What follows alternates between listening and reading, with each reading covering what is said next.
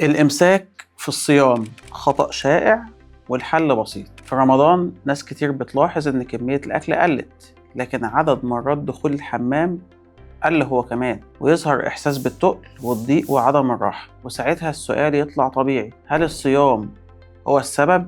الحقيقة الواضحة إن الصيام نفسه ما بيعملش إمساك. اللي بيعمل الإمساك غالبا هو تغيير السلوك اليومي من غير ما ناخد بالنا. مية أقل، حركة أقل، ألياف أقل، وتأجيل الإشارات اللي الجسم بيبعتها. ولما السلوك ده يتغير حركة الأمعاء بتبقى أبطأ فيظهر الإمساك. ربنا خلق الجسم على نظام وإيقاع دقيق مش عشوائي ولا يتحمل الإهمال. لكل حاجة توقيت: إيقاع أكل، إيقاع هضم، إيقاع إخراج.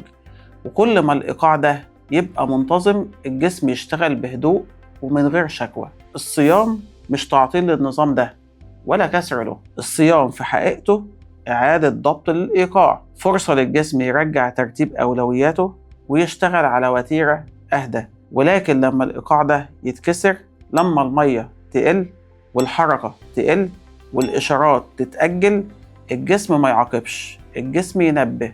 والإمساك واحد من التنبيهات دي، مش مشكلة ولا خطر، لكنه رسالة واضحة بتقول إن في حاجة محتاجة ترتيب. ورمضان في جوهره مش شهر تعطيل للجسد، رمضان شهر إعادة ترتيب للجسد قبل ما يكون للأكل. يعني إيه إمساك؟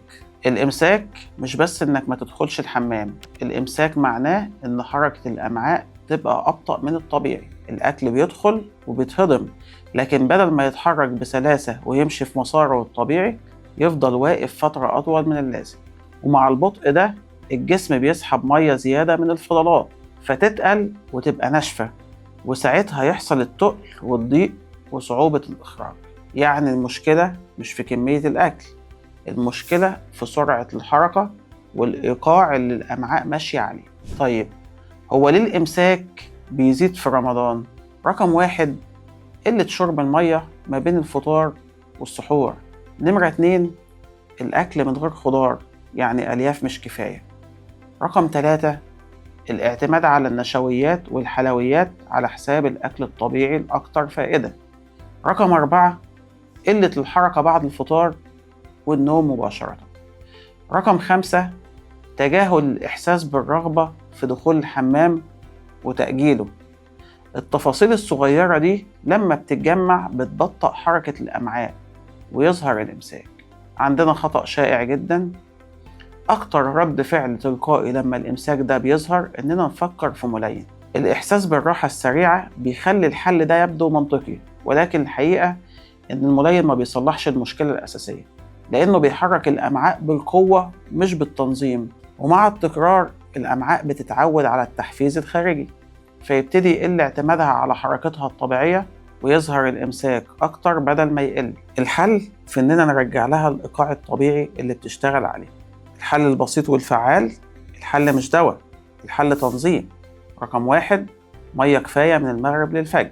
رقم 2: خضار وفاكهة وألياف طبيعية كل يوم. رقم 3: حركة خفيفة بعد الفطار حتى لو مشي بسيط. رقم 4: ما تأجلش الإشارة، لما الجسم يطلب دخول الحمام ادخل. رقم 5: ثبت روتين الجسم يتعود عليه. الخلاصة: الجسم ما بيعاندش، الجسم بيبعت إشارات، ورمضان فرصة نفهم الإشارات ونرجع الإيقاع الصح. استنوني في حلقة جديدة من برنامج صيامك صح، ودلوقتي أسيبكم مع النظام الغذائي لليوم التاسع. السلام عليكم.